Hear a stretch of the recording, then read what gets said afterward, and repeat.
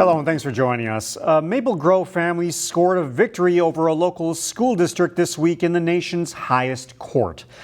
The case concerned Ava Tharp, a student in the Osseo district with epilepsy. She had frequent seizures in the morning and couldn't attend class before noon. The family asked the school district to provide evening classes, but the district declined.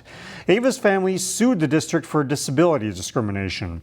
The Supreme Court sided with Ava, saying families don't have to prove schools act in bad faith to be sued for discrimination.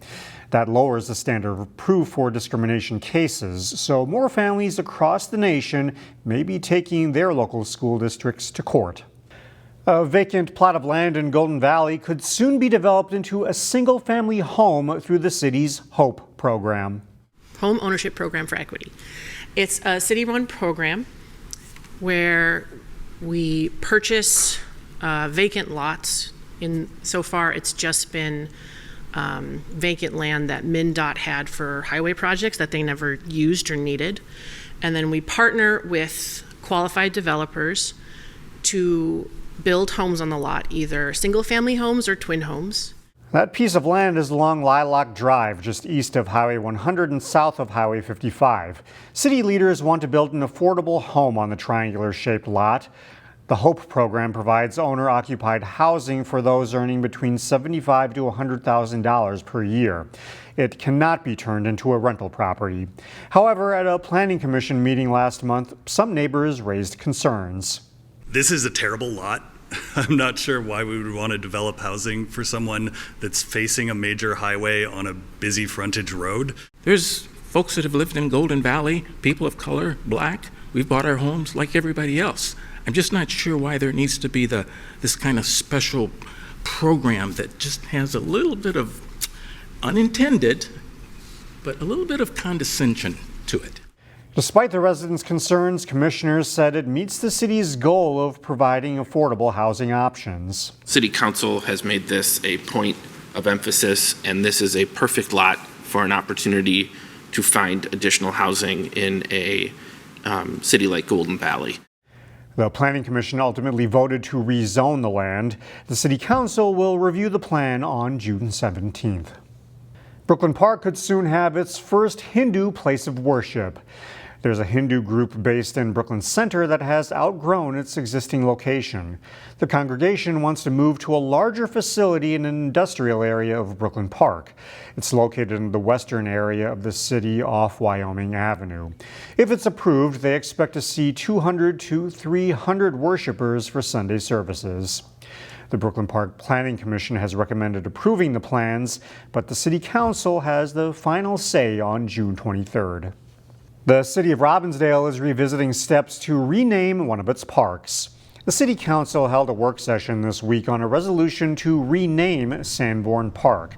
The desire for a change started 2 years ago after the discovery that the family for whom the park is named sold property while using racially restrictive covenants. No decision has been made on a new name. The City Council wants more community input. The city previously considered Castile Park, a black man who lived in Robbinsdale and was killed by police during a traffic stop in Falcon Heights. Young baseball fans got a chance to play ball with the pros this morning in Brooklyn Park. Emily Haugen shares how this year's Accessible Twins Fantasy Camp shaped up to be a home run.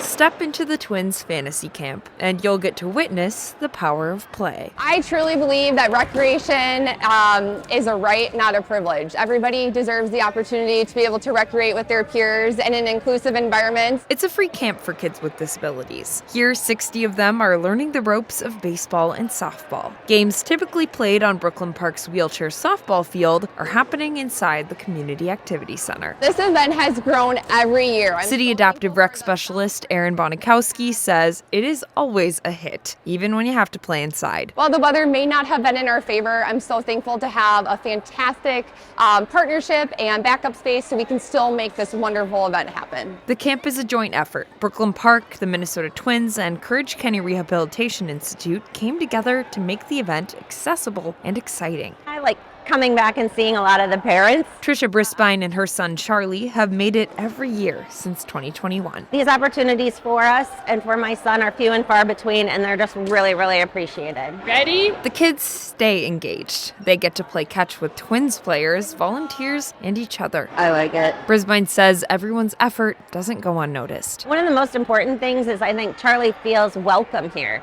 From the moment you walk in the door, it's a welcoming feeling, and I think that's really important when you talk about fostering a sense of community. And looking around at the joy on their faces, it doesn't seem like Charlie's the only one. In Brooklyn Park, Emily Haugen, CCX News.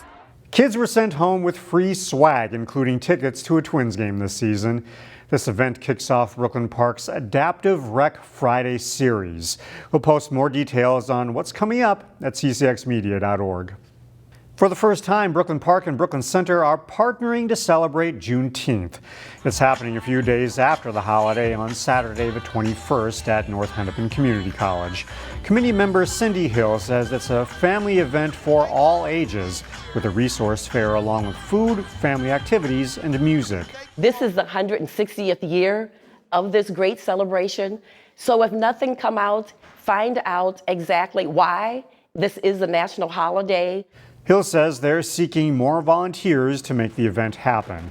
The event starts at noon with a parade march led by TKO Drumline and Knockout Dance Team.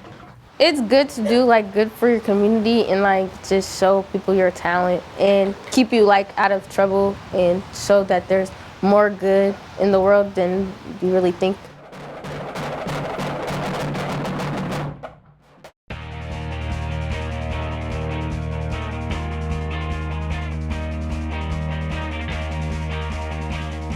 The final day of the state track and field meet was a wet one at St. Michael Albertville High School.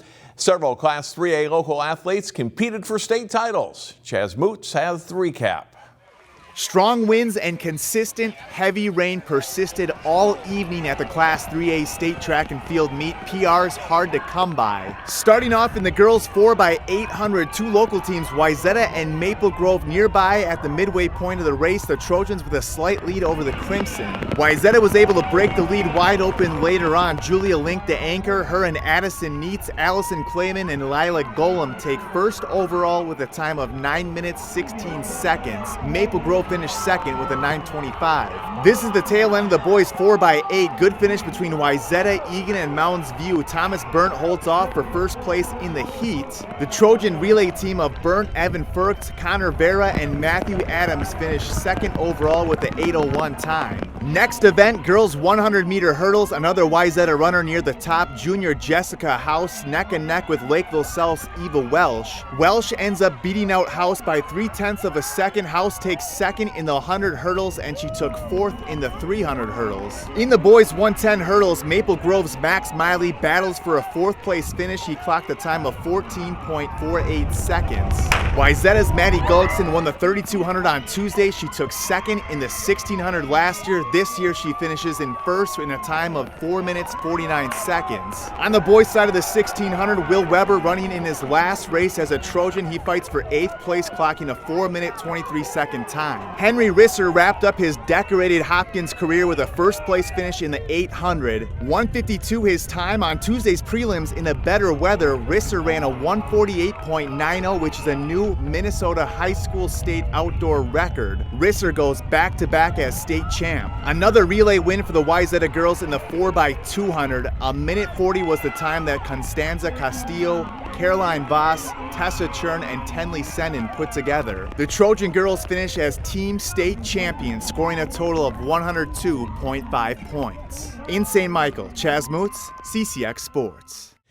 The Champlin Park baseball team crushed Andover in 5 innings in the quarterfinals of the state Class 4A tournament.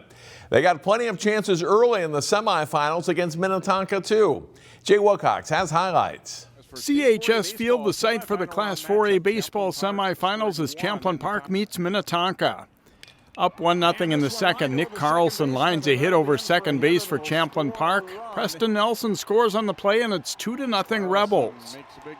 Minnetonka answers in the bottom of the second as Miles Humphreys drives it over Reese George's head in center field as George slips. It scores a run to make it 2-1, and the Skippers add another to tie the game up 2-2. Here's the story of the game. Bases loaded for the Rebels, but Cal Oakley's hard-hit ball turns into a double play. The Rebels lead 3-2, but are unable to fully capitalize on some great early chances. Up 5-3 in the fifth, Tonka breaks it open as Lincoln Heitkamp lashes it to center past a diving George. It comes with the bases loaded and it clears them. Minnetonka's lead grows to 8-3 with that 3-run double. The Rebels keep coming. Carlson smashed past the third baseman, scores Paul DeLong from second. Champlin Park gets 2 in the sixth and 1 in the seventh, but it's not quite enough as Minnetonka advances to the championship game with an 8-6 win over the Rebels. Jay Wilcox, CCX Sports. Finally today, our congratulations go out to Heritage Christian Academy golfer Alex Rohde. Alex won the Class A State Boys Tournament on Wednesday at Pebble Creek Golf Club in Becker. The junior shot matching rounds of 73 to become the first Heritage boys golfer in school history to win state. His score of 146 was 2 shots better than 2 players who tied for second place. Last year as a sophomore, Alex finished in 22nd place. That's all for sports. More CCX News after this.